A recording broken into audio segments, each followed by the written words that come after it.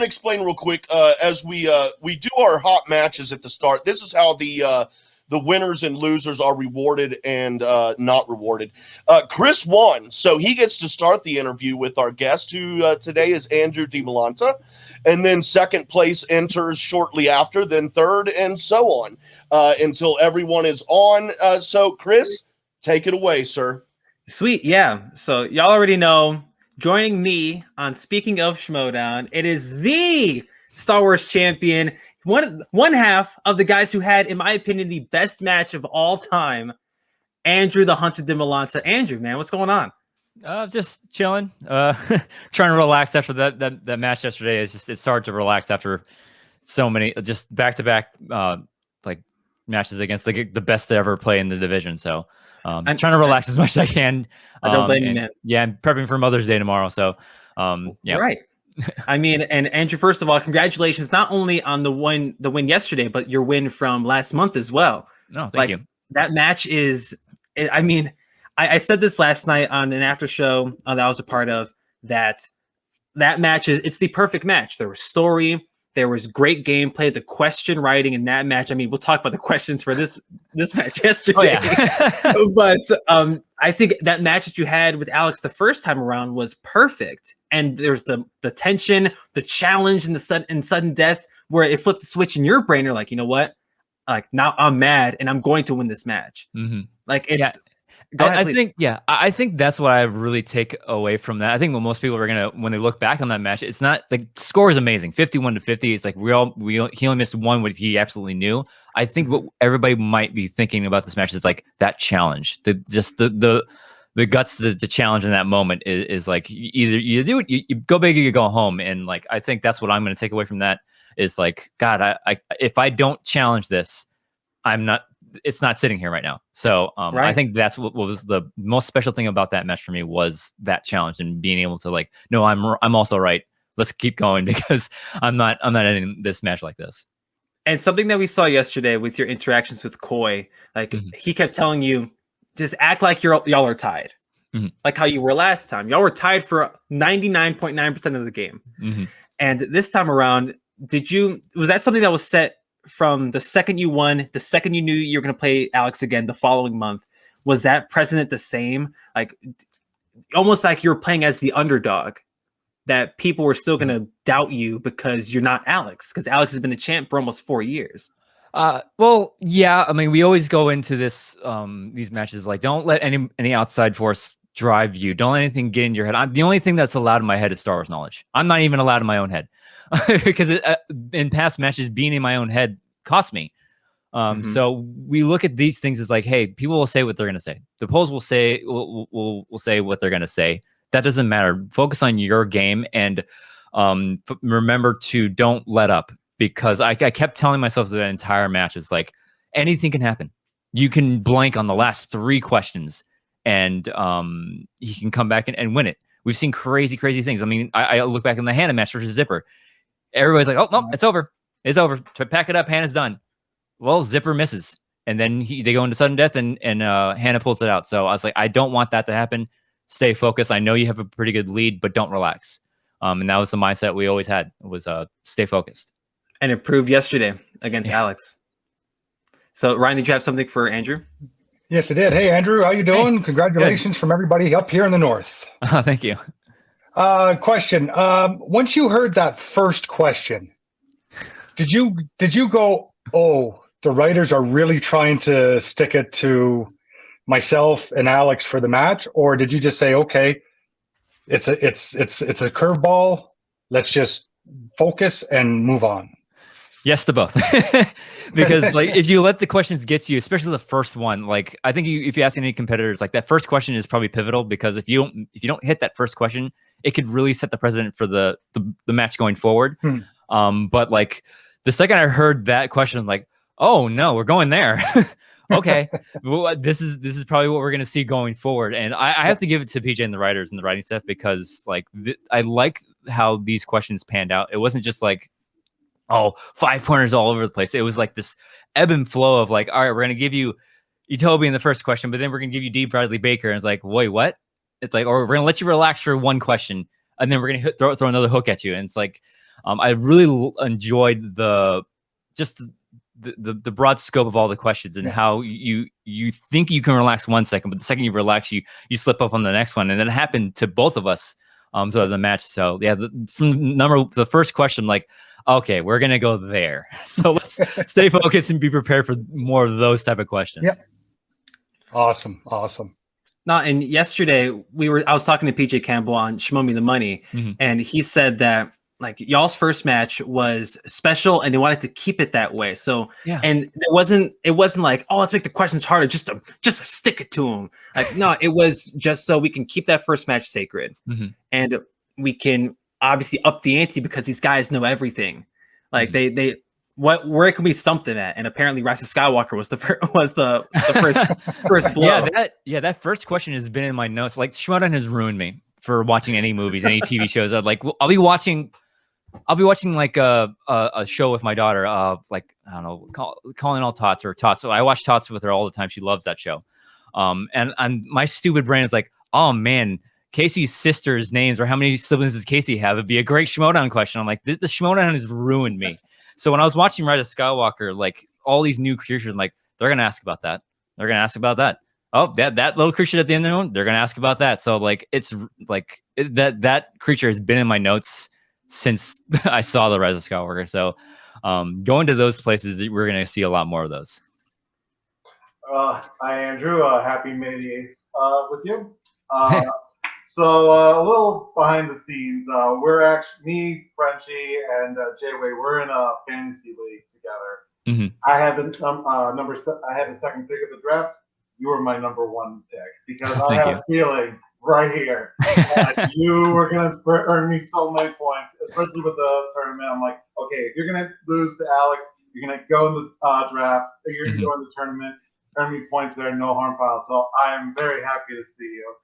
My faction name is the Dragon Fighters. I want to start by knighting you as Dragon Fighter of Star Wars. Thank you. Not even Laura Kelly. Laura Kelly can't take that away from you. So put that on the Twitter, and I'll be happy. So one thing that we did ask like long ago was like, who's going to be I think it was like a Frenchie's Corner question, like who would be a team's captain?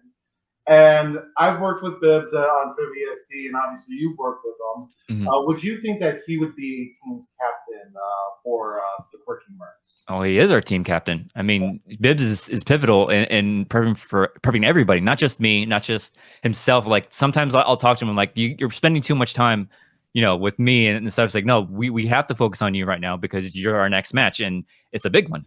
So, and obviously we have the team title coming up at the end of the month.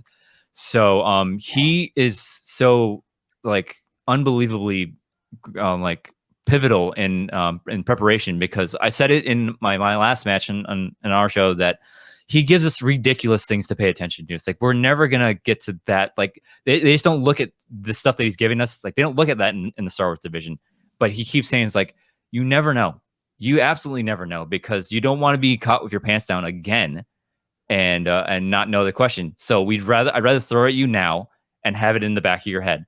And he does that with everybody, not just me. I mean, obviously me and Eric we can't contribute to the faction as much as I would like to, because our focus is so niche. Like I'm dreading the exhibition title, the champions exhibition, because I'm going to embarrass myself. Because if it's not Star Wars, it's like, is it this?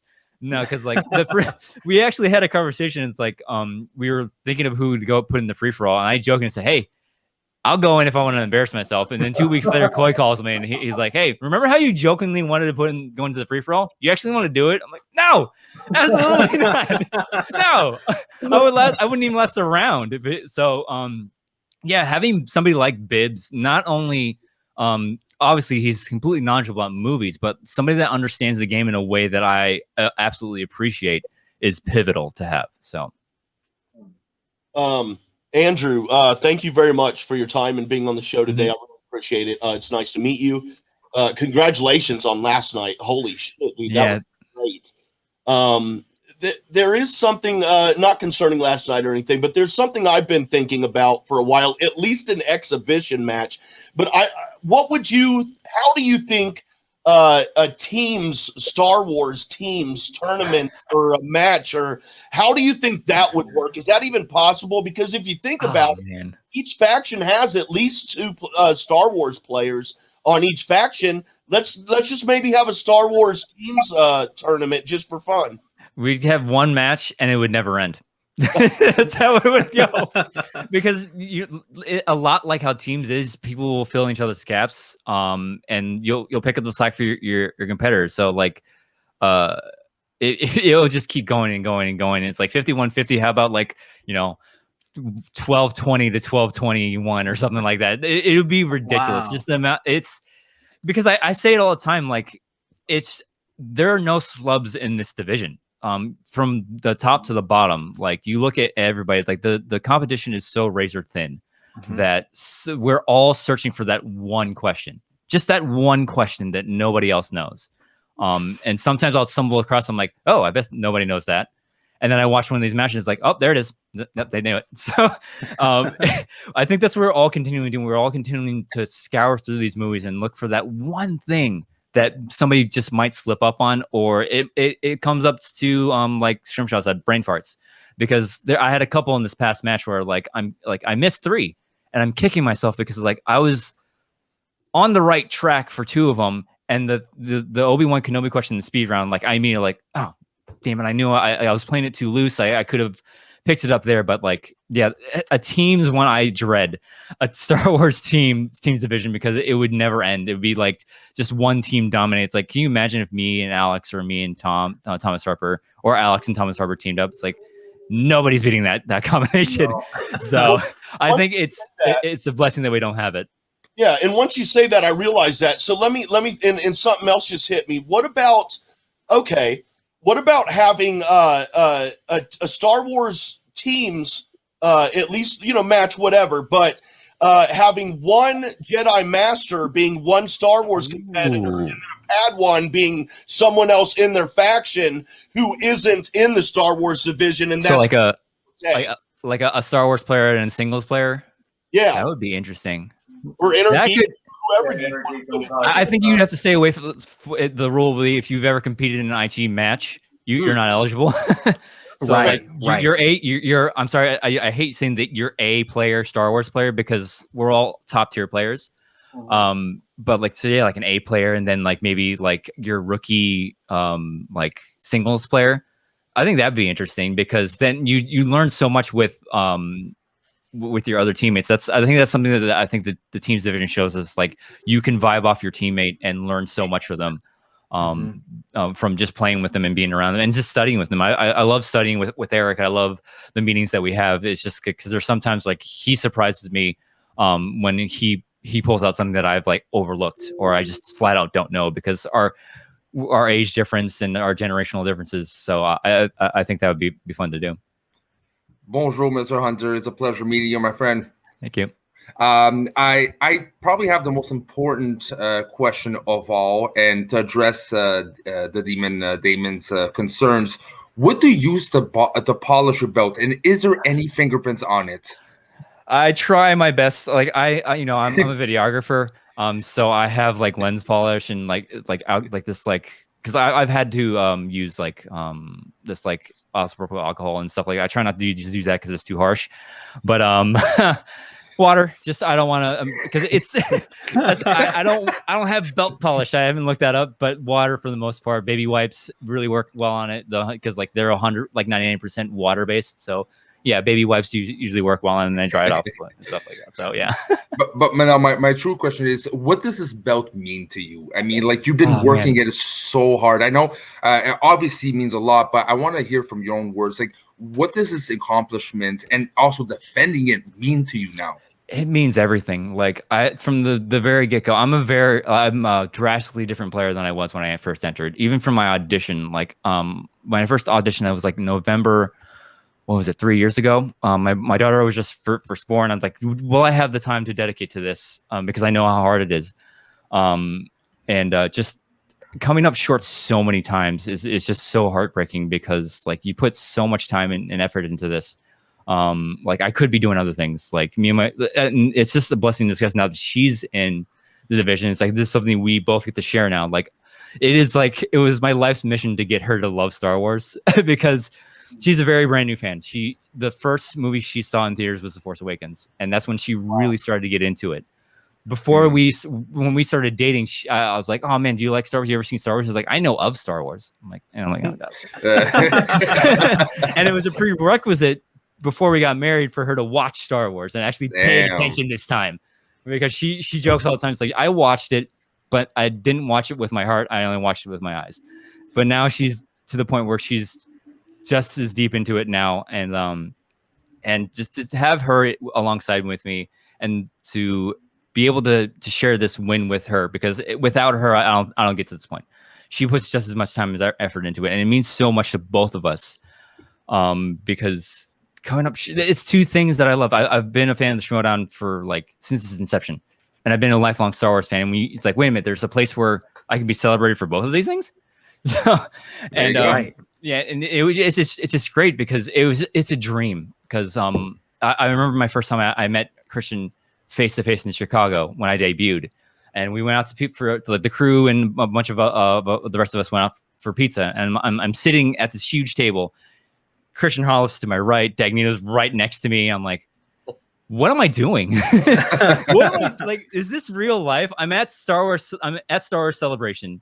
I'm having Chicago deep dish pizza with these guys I followed for years. I never think I'd be in this position, and then years later, and I'm finally at the mountaintop. And I said it in my post interview. The defending it was something that I really wanted to do, because sometimes people will want to poke holes in your first victory. It's like, you got lucky. The only reason it's like you're so lucky that Damon just couldn't pull it in like 30 seconds. You're so lucky. If he didn't pull it in 30 seconds, you wouldn't have won. And now I hope this defense really validates that.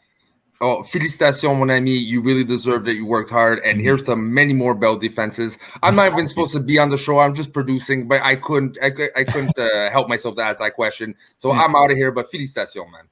Thank you.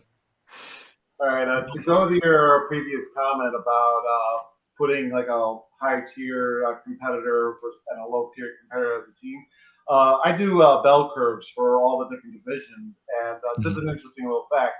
You are higher than Alex's average. Your average was higher than Alex's, and that's weird. And even then, both of you were considered in the second tier of competitors. And just kind of add to your comment about how everyone is just that good, and that's really exactly what the data is showing you. Because the only one that is actually before your match between the first time you faced off against Alex. There was only one person that was superior, and that was John Campia, way back when in Orlando, when him and Ken Absock were in overtime for like 30 points. So, and that's the only time that's the only time. So they only competed in one match. So you really can't say like, well, he would never survive that. Well, you don't really know because the data doesn't show that. But I think with you and Alex going for 50, I think that bumped up to you and Alex in the superior category. And now with this match, I haven't done the data yet, but I'm sure that's going to be even higher now. Yeah, numbers are weird with stuff like this because, like, Thomas Harper has 100% accuracy rate right now, but he only played one match. So that's why I say records in the Star Wars division really mean nothing, because anybody can beat anybody on any given day. We've played you hear these wicked mock matches between competitors, like, oh my god, this person won against this person. I didn't think that. Anybody can beat anybody on any given day. It's just a matter of, are you going to be prepared for that curveball? Are you going to be prepared? Because I always say, like, this one quote that I love that I've heard recently from a client of mine: those who fail to prepare to fail. So that's really what it comes down to. I mean, numbers, you can spout numbers off all day long, but like really what matters is when you sit down at the desk and are you prepared for it? Yeah, we did kind of like a mock Collision with my segment, and I had Alex paired up with Sam Wood with a long-awaited match, and Alex had, I think, a higher than 60% chance, and Sam only had like 36% chance. So, but that's based on their past performances. Yeah, and the division changes. The division changed drastically since both Campy and Whitworth competed. So you got to take that into effect as well. Yeah, and I'd be remiss if I didn't ask you about what's coming ahead. I know you just won, and you just had 2 grueling matches over the last month, or the last like 30 some days. Yeah, I think it's like 60 days or something, or 6 weeks. My math is right. I can't remember. Yeah, but now we know who you're facing next at Collision. We know you're facing Laura Kelly, and Laura Kelly's someone who's bested you before. She kind of spoiled your intro into this whole thing. Thank you for being here, but I had to say it. I'm a Laura Kelly shield. She's gonna beat you. Oh, damn, Jay, Jay, wait, we want him to come back. Yeah, man. Oh, Didn't even let the question out. I'm sorry. Jay, Andrew, just to let you know, Jay's words do not reflect the views of my own. So just keep that in mind. We're searching for, like, you want to be a permanent host on our show now? Right, but Give me the impression you could take the joke. I would never have said it. Sorry, go ahead. The old Hunter would be screaming at you right now, but I'm a different type of competitor now. Yeah, he's real quirky nowadays. But so your match with Laura, talk about story, right? Because she she got to put it. She hampered your introduction to the Schmodown, and at least your competing introduction to the Schmodown. But now you get to face her again, and she's a completely different competitor than the one you faced. Both of you have grown so much over the last X amount of time, however long it's been. But I mean, so my question is, how short of a break are you taking? And the second thing is, what about Laura? Like, how do you interpret Laura's play now? Like, we just saw her play Molly in February, and she was a killer that match. But I mean, you're out here, you're besting the greatest of all time in the division, so nothing to really scoff at, right? Yeah, I mean, what is a break mean? Right. I don't know what a break is. Like, after my match with Alex, I gave it one, like, literally, I said we celebrate and then we go back to work the next day. It hasn't changed. It hasn't changed at all. Like, we won last night, and I've been adding, like, we say it all the time in the Mercs, like, there are wins and there are learning opportunities. And my misses in this past match, those are learning opportunities. We're gonna go back to see why I missed what I missed and polish those up.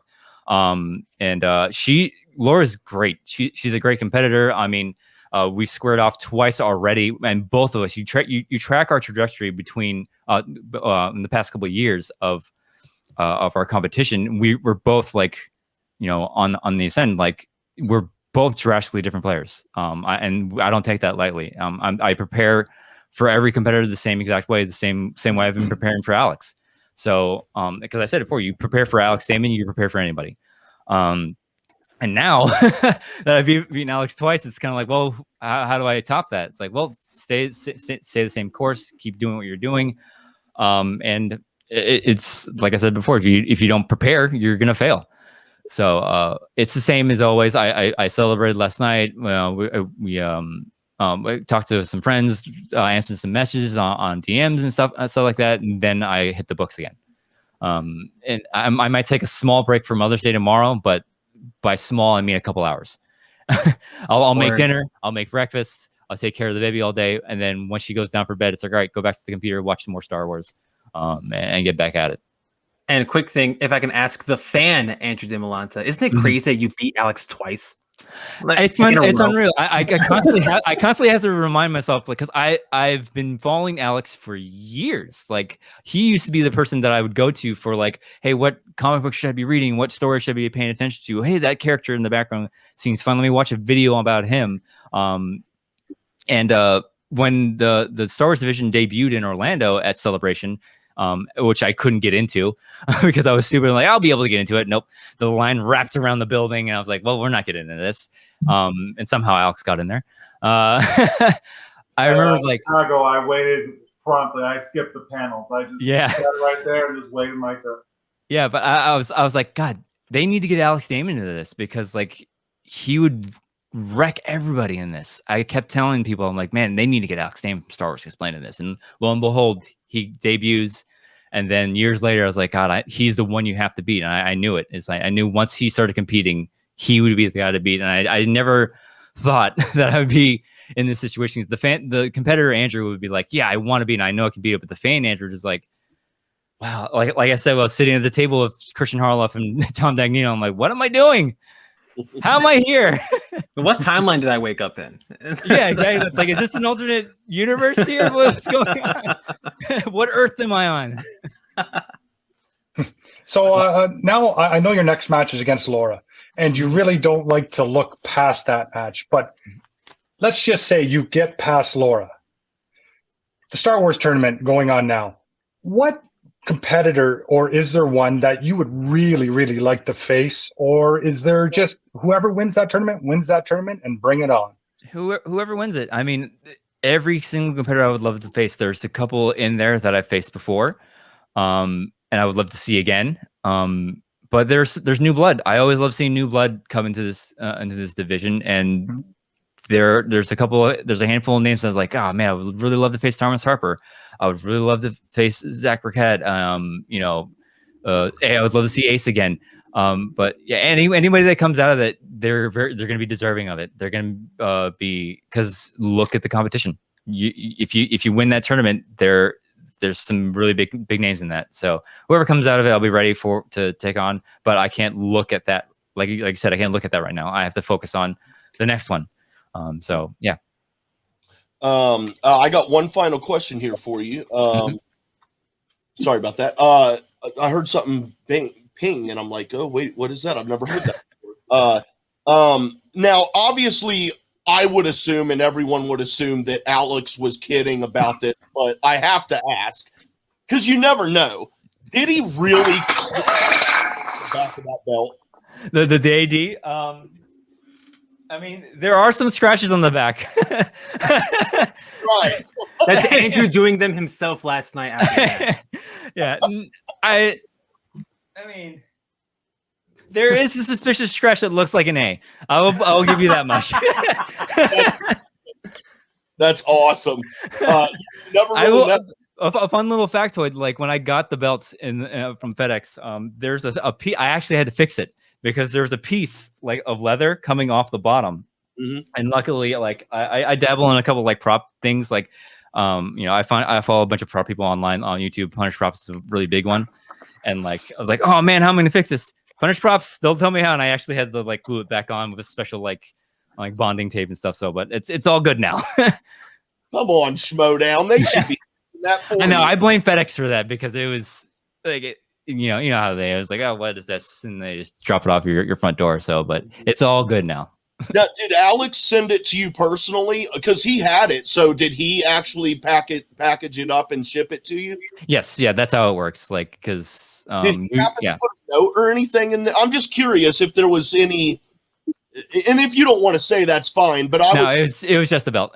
Me and Alex are on really good terms in real lial. I mean, we constantly DM each other about like, oh, did you see that match? And stuff like that. But like, that's another thing that I'm just surreal. Like, oh god, I can actually say I'm friends with Alex Damon. Yeah. Because 3 to 4 years ago, it's this guy that I follow on YouTube that I actually absolutely adore, and I like his content is great. But like now it's like, oh, I'm like, I know him. I know him personally now. Yep. If you have time and you'd like to, would you like to stick around for about 15 more minutes or 2 more minutes? I can stick around for like 5 more minutes because, parent life. Yeah, cool. We're responsibility. Yeah. We're going to go ahead and get into a little bit of the pay-per-view match discussion tomorrow night. I assume you watched that. Yeah, I caught a bit of it because I couldn't watch it completely. Again, because it came on at 8:00, and I was putting my daughter to bed, so I caught like glimpses of it. So I rewound when I could, but I caught a bit of it. Yeah, well, of what you caught, what did you think of that undercard? Man, it was a really great match. Yeah, like we were expecting an overtime, like a sudden death. It just wasn't the match that we thought it was going to be in. Right. That's the Schmodown, right? Like, I was excited to see Peggy Gubbins because Peggy Gubbins has such an amazing story, and a very personal story, and that's one of the things I really admire her for is just being so transparent, being so open with your story. And it rang personal with our household. Just being open, and we actually did messengers like, thank you for being so open, because sometimes people just don't understand stuff like this and how like personal we can, and like to put yourself out there is great. So I was really like rooting for her in that aspect. But Radis, man, where do we find this guy? he's the worst, right? Like you can be honest. Like I'm friends with his advocate Taylor Cleek. Like I love Taylor so much, but his client, I had to go and spoil the Peggy Gubbins party. Like I only root for him because he's on my fantasy team. Like I guess I picked the bottom of the barrel and I got the Rager. But I mean, it was a great match, and they both played. Like they missed some questions here and there, but it was really damn good. And yeah, if you had asked me right before, you could have asked me during the match, like, hey, this is the one that goes to sudden death, right? It's like, no. Like Alex and Andrew are about to, tear the house down again. And and this match will be decided by the third round. And Chris, why you like? I'm not lying. Like the Rager, like Rager's Ferris, what's up, Ferris? Like Rick Radis is not the best human being. I mean, not only is he with Dagnino, and I mean Andrew Dimalanta, I mean, no stranger to Tom Dagnino. Almost he had to flee to get away from him. But Radis is like the spawn of that. And now like Taylor Cleek, his regent, I'm not gonna shit talk my boy, that's my homie. His clients, that's not where the party's at. So I'm not lying. Why would I lie? This is the thing about this season, though, because if you look at the rosters for all the factions, they've all drafted according to not just talent but persona. Everybody on the exchange fits that persona. I know that right. I know that persona personally because I used to be on that faction, and it wasn't for me this season, so that's why I left. But from top down, Radis, Khan, Gold Leader, Brother Lomas, these are personalities that fit so well with that just what they're doing over there, and it's working. It's obviously working. But I am curious to see how Radis does in his next match, because you're not going to get a rookie. If a 2-0 record, right, you're not going to get a rookie. That's just how it goes. So I am curious to see who he goes up against next, and because there's tiers to the competitors. He's gone from rookie tier to the next tier, which is veterans. And what type of veteran is he going to get? So I'm curious to see his next matches and how he'll do. I'd like to. We got about another minute with you here, Andrew. And Suge Knight left a stereo comment for you specifically. We'll go. Oh, Suge. Run out. What's up, Suge? That's right. The champ is here. The champ is here. Don't you forget it. Andrew Dimalanta is the champ. Not only did he beat Damon once, he beat him twice. He beat him in both kind of fashions. Don't you ever forget that Andrew Dimalanta is the man. I picked him to win the first time, and I picked him again to win the second time. He is the champ of the Star Wars division. Don't you forget. He's going to beat Laura Kelly, and then he's going to beat Damon for a third time after Damon wins the tournament. That's right. And shout out to Chris Lopez, my co-host for Spin Reels. Yep. Shout out to Jay. Shout out to Frenchie. But so proud of you, Andrew. Cannot wait for you to defend that belt against Laura Kelly again. Remember, the champ is here. Best there is. Let's go. Man, Shug's so awesome, man. Thank you, Shug, man. He's been behind my back for forever, and I love him for it, man. Thanks, man. Shug's the best, and I mean, and he when we watched your first match together, my man was in literal tears, and I bet he told you because he was telling everybody. Yeah. But like my man was like crying, and I'm like, damn, like this is like again, it's another one of those reasons into why like Schmoedown's so like it's bigger than movie trivia, right? And we talk about the personalities, we talk about the trivia all the time, and we were talking about the stats and stuff, but it's like the fandoms where the party's at. And I know people like to point out the bad eggs, but moments like that, like Andrew, when you won, you're like, yeah, like it's like, yeah, like that's what it is. Like that gets me hyped. Mm-hmm. And Shug's out here crying, and it's this whole thing. And I'm like, it's the Schmoedown is so damn cool. And to have folks like you who were fans, moved on, became competitors, worked your way to a title match, beat the greatest in that damn division. And now here you are after you beat him again. And it's like that road is so crazy to me. So, I mean, thank you, Andrew, for being the shit, dude. Thank you. And a final word from me before you roll out of here. Dan had you in the fantasy draft. I had Alex Damon, so I didn't get the points against Dan. But I will say, I am in no way upset about that whatsoever, man. Congratulations. And yeah, your reaction when you, in the last match before, when you first took the title, infectious, man. The joy and your personality that you put off is infectious, man, in a very good way. Congratulations, Andrew Dimalanta. Thank you. Being here.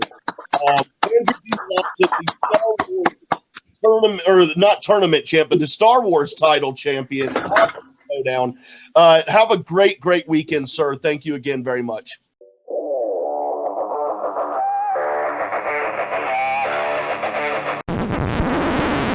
You want to hear something funny?